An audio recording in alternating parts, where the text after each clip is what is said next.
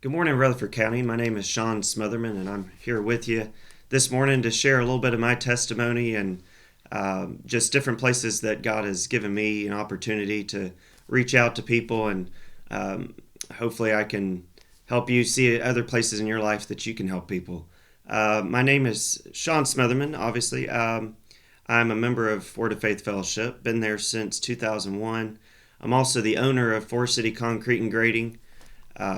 I'm married and have two children, so there's lots of opportunities in all those aspects of life to show the love of Jesus to people and reach out to people. And um, just to give you a little bit of my background, I grew up in Murfreesboro, Tennessee. My parents divorced when I was two, so I had went back and forth between my parents.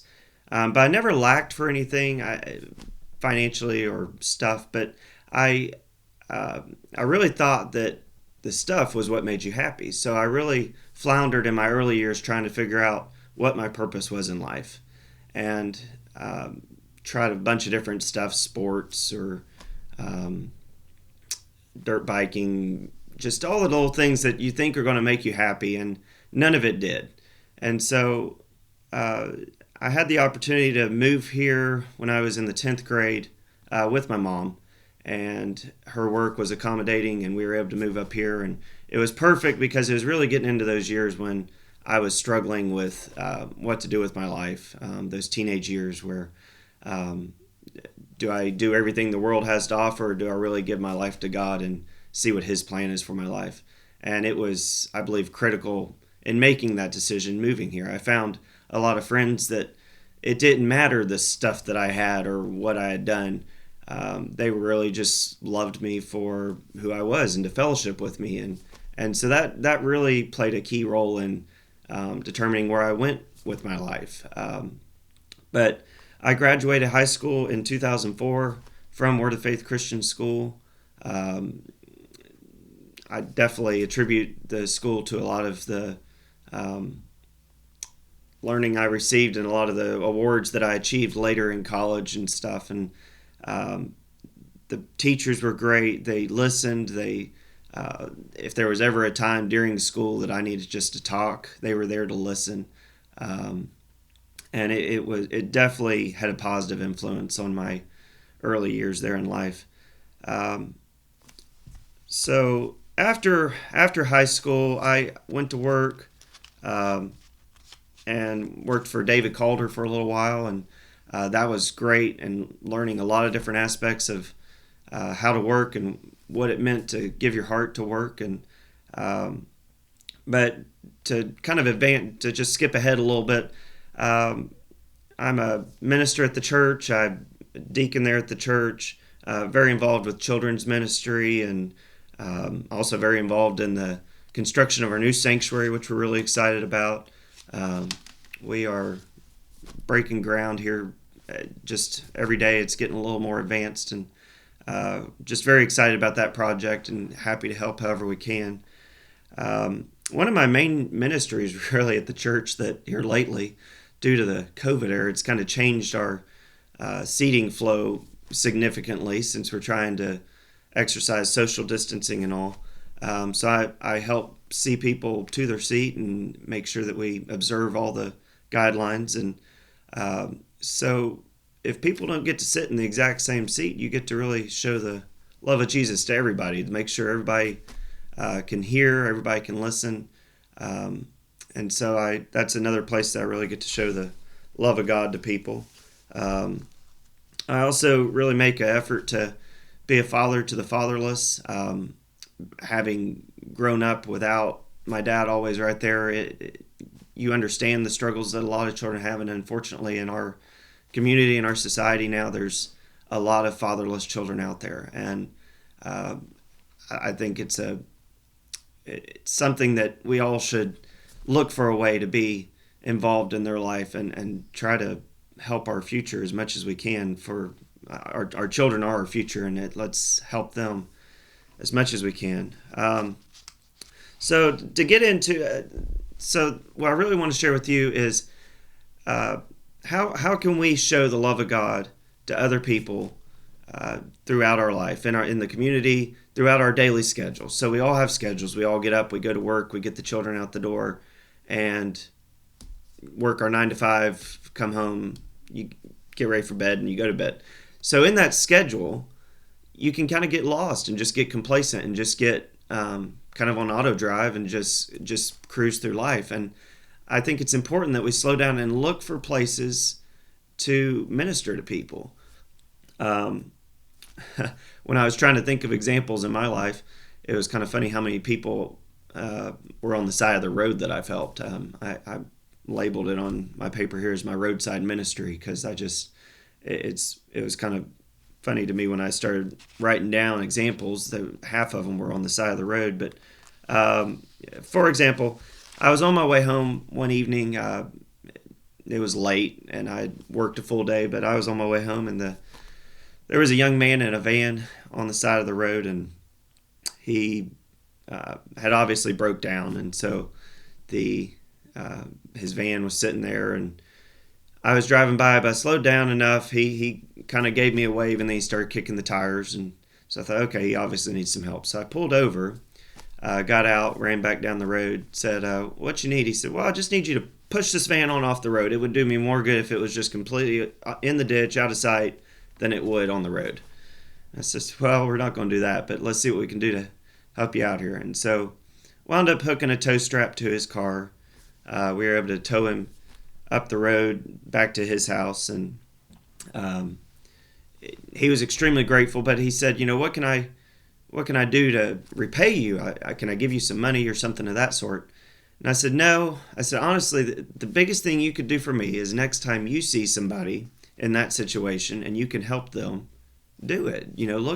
Look for somebody that you can give that love to, that you can help on the side of the road. And he paused and he looked and he said, I can do that. And it was a small gesture of love, but it affected his life. And I really believe he passed it on to somebody else. You could tell he stopped, he thought about it and said, I can do that. And then another example was there was a middle-aged lady on the same road. In her van, she had ran off the road a little bit and flattened 2 of the tires. And so I pulled up. First, I went to look for the spare tire, but found out the spare tire was flat. I just happened to be pulling a equipment trailer, and it was empty. And she started expressing that if she didn't get home before dark, it was going to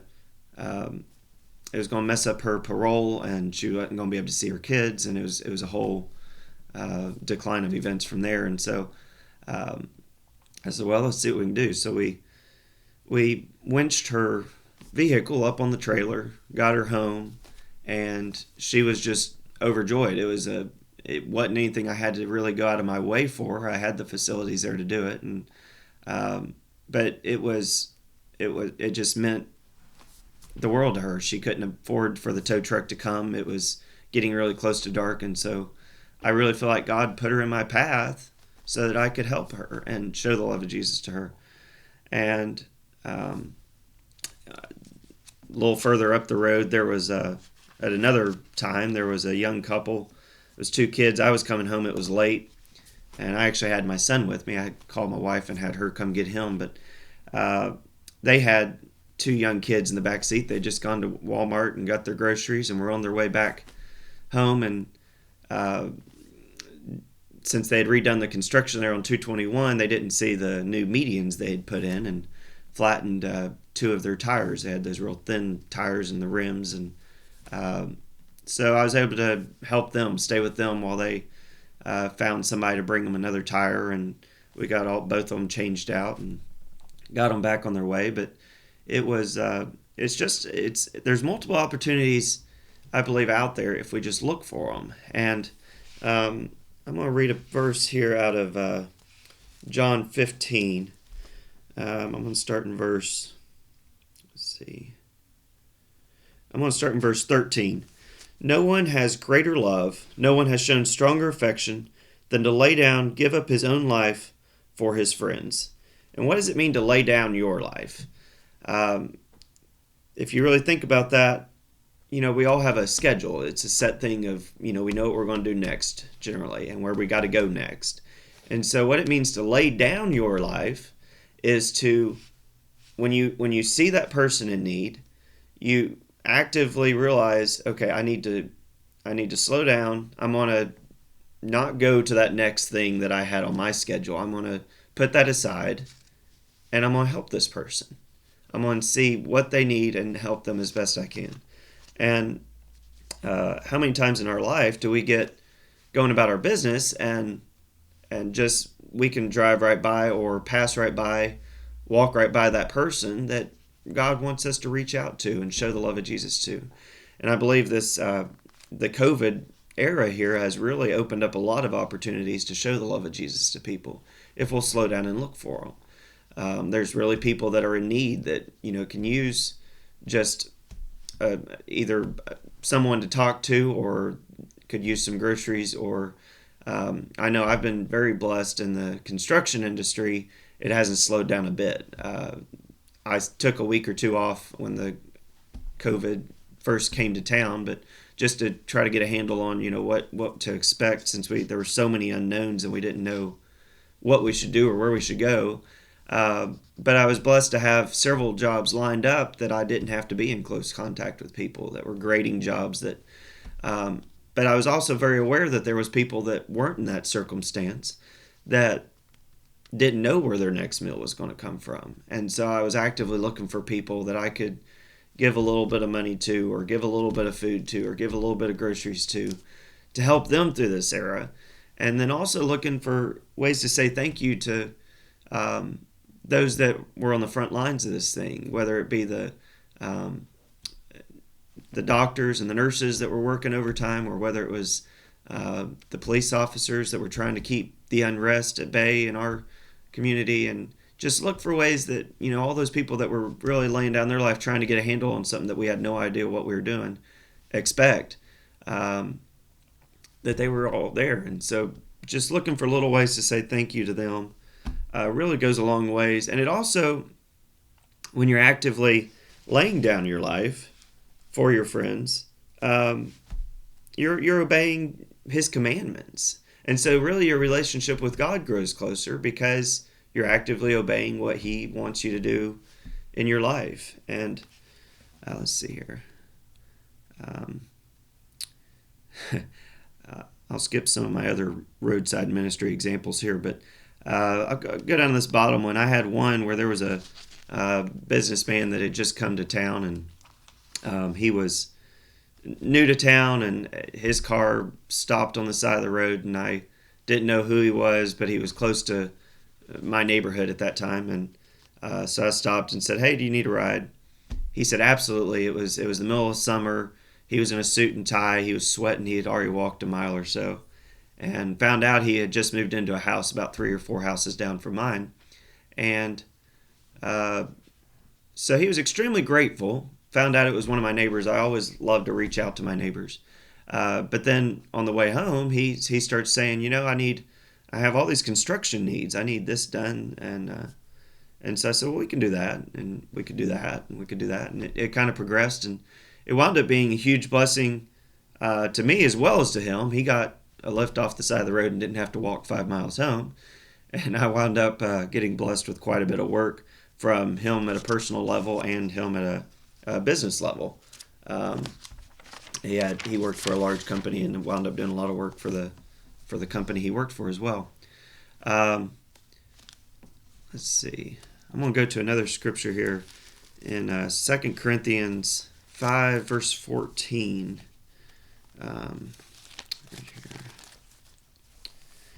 It says, "For the love of Christ controls, urges, and impels us, because we are of the opinion and conviction that one died for all, then all died."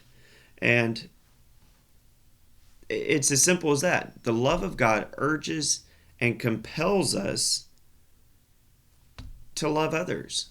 And so if you think back to all the places that people have loved you, and I do that frequently. I remember the times when I needed something and there was people there for me, whether it was emotionally or in natural things. There was When I first got married, we had a lot of financial difficulties, and the ministers there at the church were always willing to help, and what could they do for us? And there was never any sense of shame or inferiority with it. It was just simply they showed the love of God to me in my house. They didn't want me to lack for anything, and I really believe that was um, the foundation for what I feel in my heart now, of just wanting so much to give back to other people. And let's see, there's a couple other examples here I wrote down. So as you look and you go about your day and you actively hear the voice of God of what you can do to help others, God will bring people into your path. And it's amazing to me sometimes when I'm going about just doing my thing. A lot of times I'll have 4 or 5 different directions that I need to go, and I ask Jesus, which one should I do first? Which one should I do second? And it's amazing to me sometimes how you'll find that person in your path that you wouldn't have found if you had have gone maybe the shortest route, or the route that maybe made the most sense. But if you actively hear, Jesus, which one do you want me to go to first? And you are led and controlled by which way he wants you to go, then that person that he wants you to help will be there. And there was a job where I was doing some bush hogging, brush cutting. I got an implement that goes on the front of the skid steer that clears land. And so I was going up to the Lake Lure area, and I had 3 or 4 jobs lined up, and did them and did one after the other, and got to the last one, and I was on the backside of Bat Cave. And so I rarely ever stop in to see David Calder, who I used to work for up there, but I stopped in his office because a lot of times his clients, having land for sale and stuff, wind up being clients of mine. So I stopped in just to say, hey, it'd been a year or so since I'd really stopped in the office. I see him all the time at church, but it's very rare that I stop in there. But I stopped and I said, is there anybody else that you know of that needs some land cleared while I'm up here doing this? I've got the implement hooked up, and is there anybody else you know of? And he said, well, it's amazing that you asked, because I just got a call, and they were going to, bring their grandson and some of the boys, and they were going to try to clean it up by hand. But I told them, I was just got off the phone with them. I told them they really need to talk to you about getting that machine up here. It's right down the road. And I said, well, I'm up here. I still got another hour or so of daylight. Let's go do it. And so, but if I hadn't stopped in there, I wouldn't have known that David had just mentioned to them.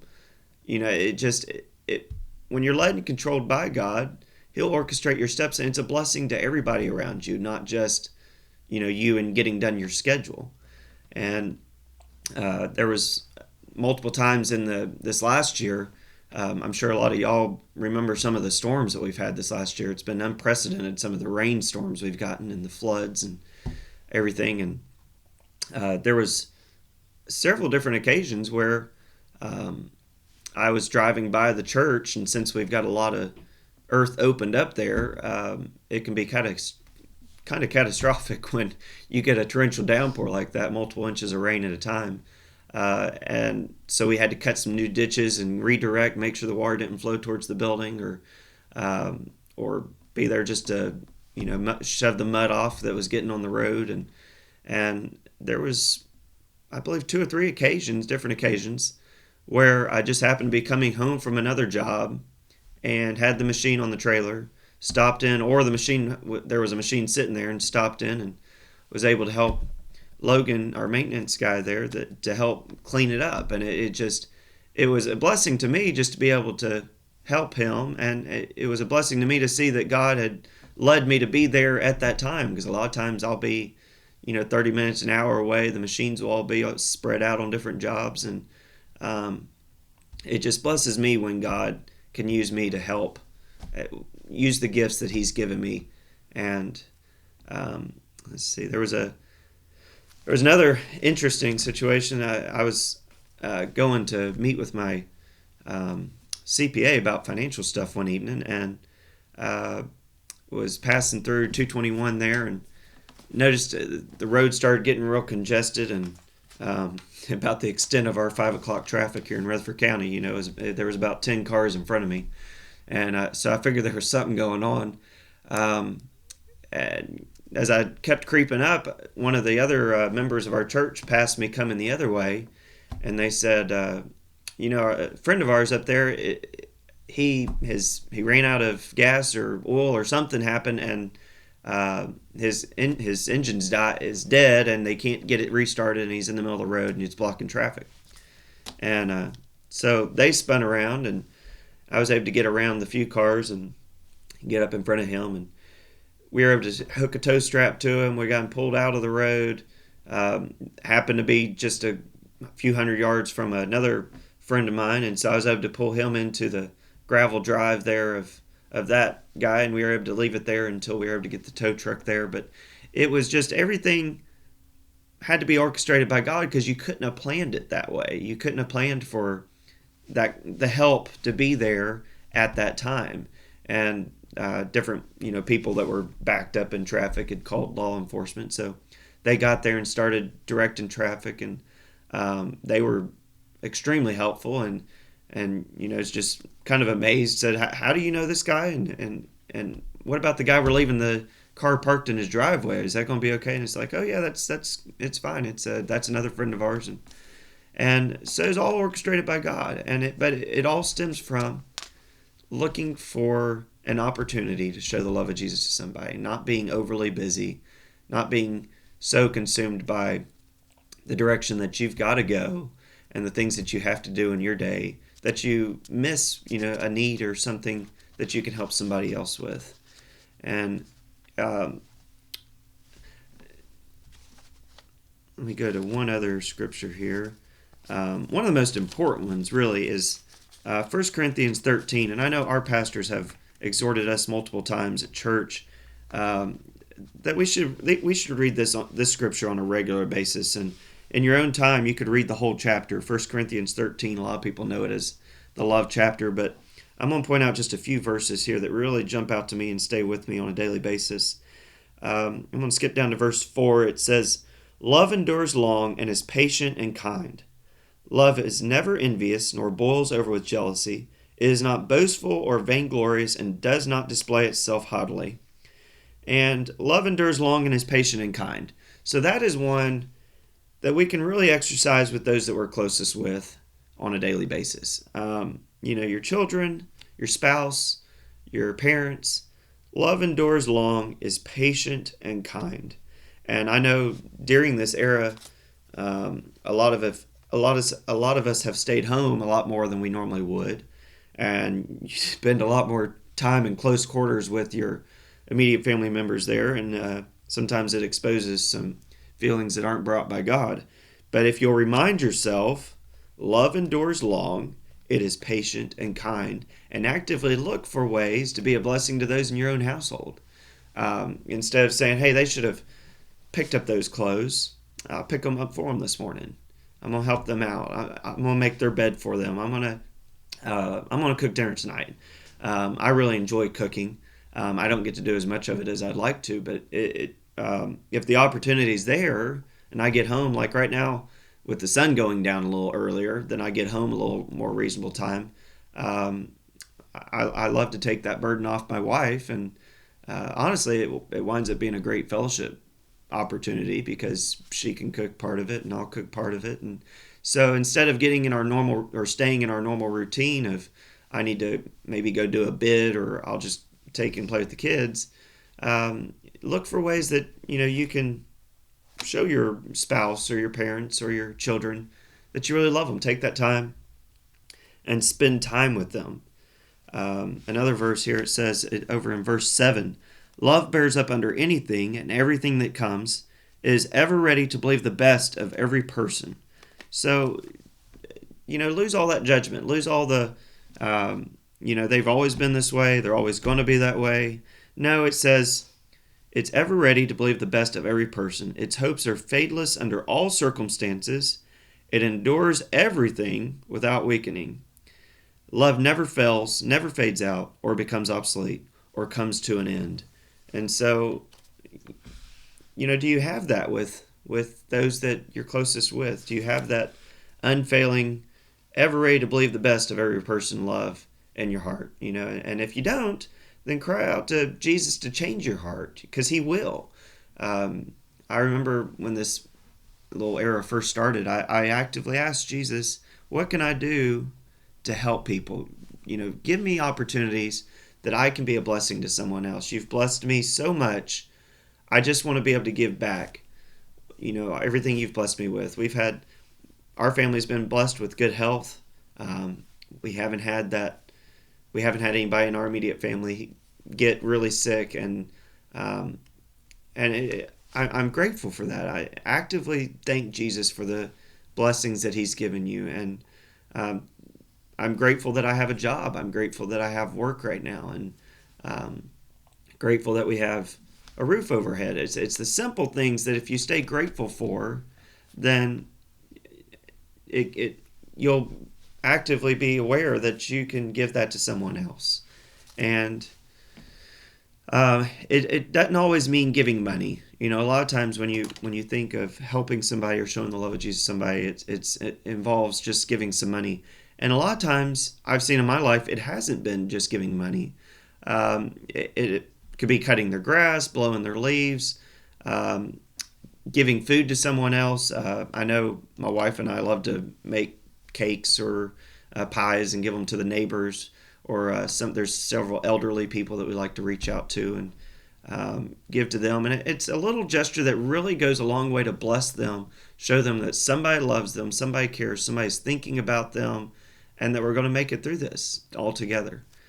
And as an employer, I just want to exhort all the employers out there that I know it's hard to find employees nowadays that really give their heart to the job, and but I believe it's an opportunity to have a ministry there with, even if it's for a short season. If the employee is only there for a short season, it's an opportunity that you can give them the love and encouragement and everything that God has given you. You can impart to them, even if they're there only for a short period of time.